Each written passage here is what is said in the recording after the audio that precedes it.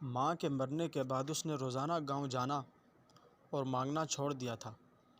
صرف جمعرات کے روز جاتا تھا، مگر جب سے عشق کی آگ سے اس کا اندر دہکنے لگا ہے، اس نے پھر ہر روز جانا اور مانگنا شروع کر دیا ہے۔ گاؤں میں داخل ہوتے ہی اس کا جی مچلنے لگتا ہے کہ جلد از جلد چودھری بخشے کی حویلی کے دروازے پر پہنچ کر صدا لگائے، مگر وہ اپنی خواہش کے منہ زور گھوڑے کی لگامیں بار بار کھینچتا اور حساب لگاتا رہتا ہے کہ اب وہ دودھ بلو رہی ہوگی، اب وہ برتن دھو رہی ہوگی اور اب وہ روٹیاں پکا رہی ہوگی۔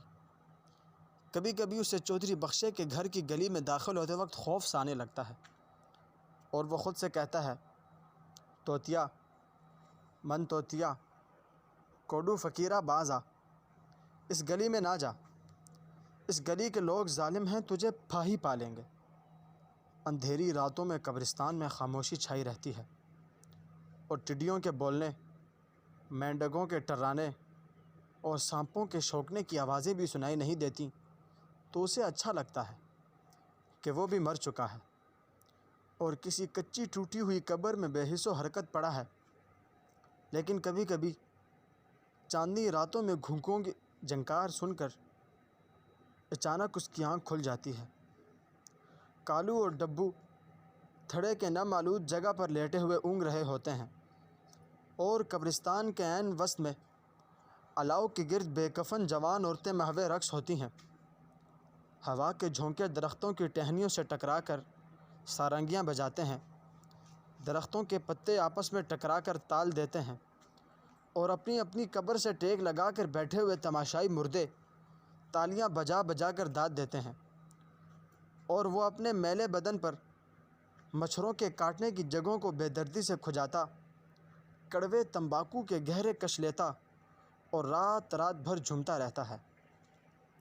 دن کو وہ بوٹی کے چند پیالے پی کر نہر کے کنارے جا بیٹھتا ہے اور اسے ہر چیز سبز نظر آنے لگتی ہے۔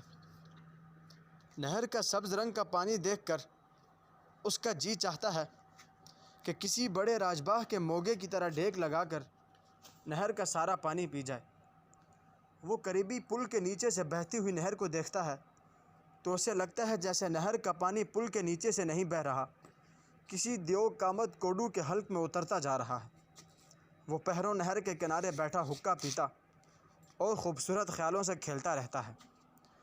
وہ ایک ایک کر کے سارے کپڑے اتار دیتی ہے اور نہر کے سبز رنگ کے پانی میں نہانے کے لیے اترتی ہے۔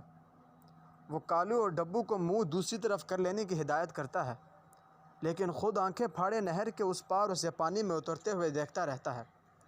وہ سنہری مچھلی کی طرح تیرتی ہوئی نہر کے وسط میں آ جاتی ہے اور اپنا عریاں بدن چھپانے کے لیے بار بار غوطہ لگا کر تہہ میں چلی جاتی ہے اور وہ اس کے اوپر آنے کا انتظار کرتا رہتا ہے۔ بعض اوقات وہ کئی روز تک اوپر نہیں آتی۔ ایک روز کیا دیکھتا ہے کہ چودھری بخشے کی حویلی مہمانوں سے بھری پڑی ہے۔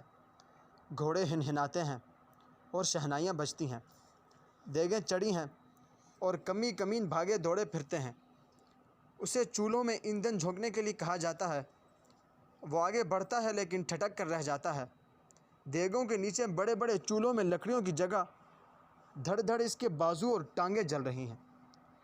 گوشت جلنے کی بو چاروں طرف پھیل جاتی ہے۔ کوڈو فقیرہ، بدبختہ، تجھے منع نہیں کیا تھا کہ اس گلی میں نہ جا، اس گلی کے لوگ ظالم ہیں۔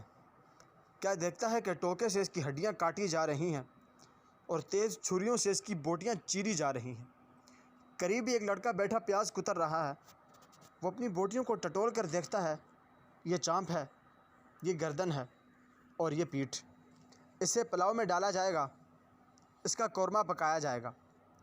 وہ اسے دیگ میں ڈال کر اس کے منہ پر ڈھکنا رکھ دیں گے اور اس کا دم گھٹ جائے گا۔ کوڈو فقیرہ، بدبختہ، اس کی چمڑی ادھیر کر اس کی ڈھولک بنائی گئی ہے۔ ڈھولک پر جب بھی تھاپ پڑتی ہے اس کی چمڑی دکھنے لگتی ہے۔ بیچارہ کوڈو فقیر، غریب، یتیم، بھک منگا، توتیا من توتیا، کوڈو فقیرہ بدبختہ، تجھے کہا تھا نہ جا، اس گلی کے لوگ ظالم ہیں، تجھے پھا ہی پالیں گے۔ گھوڑے ہنہناتے ہیں، شہنائیاں بجتی ہیں اور نوراں کی ڈولی نکلتی ہے۔ دلہا کا باپ ہجوم پر ریزگاری کا مینا برساتا ہے۔ لمحہ بھر کے لیے اس کا جسم سن ہو جاتا ہے، لیکن پھر سکے کوڈو کے بدن پر سنگریزوں کی طرح گرنے اور بچھوؤں کی طرح ڈسنے لگتے ہیں۔ وہ انہیں حقارت سے رونتا ہوا قبرستان کی طرف بڑھتا ہے۔ اگلے روز اس کی آنکھ کھلتی ہے تو چاروں طرف دھوپ پھیلی ہوتی ہے۔ اس کے سیاہ اور میلے جسم پر مکھیاں بنبنا رہی ہیں۔ اس کے ہاتھ اور سر کے بال دھول سے اٹے ہوئے ہیں اور تھکاوٹ سے اس کا بدن درد کر رہا ہے۔ پھر اس کی نظر کدال پر پڑتی ہے۔ ایک فاتحانہ مسکراہٹ اس کے ہونٹوں پر پھیل جاتی ہے۔ اسے لگتا ہے نوراں کی ڈولی نکلتے وقت جو کانٹا اسے لہو لہان کر رہا تھا اب اس کے دل سے نکل گیا ہے۔ اسے یہ سوچ کر بڑی طمانینت محسوس ہوتی ہے کہ اب اس کے ماں باپ کی قبروں پر ہر جمعرات کو فاتح اور قرآن خوانی ہوگی، اور اگر بتیاں سلگتی اور دیے جلتے رہا کریں گے۔ خوشی اور فتح کے احساس سے اس کا سینہ تن جاتا ہے۔ وہ بوٹی کا پیالہ پیتا ہے، پھر خود سے کہتا ہے، کوڈو فقیرہ، فقر نہ کر بدبختہ، کون کھود کر دیکھتا ہے، اور دیکھ بھی لے تو کون پہچان سکتا ہے۔ امیر اور فقیر سب کی کھوپڑیاں اور ہڈیاں ایک جیسی ہوتی ہیں۔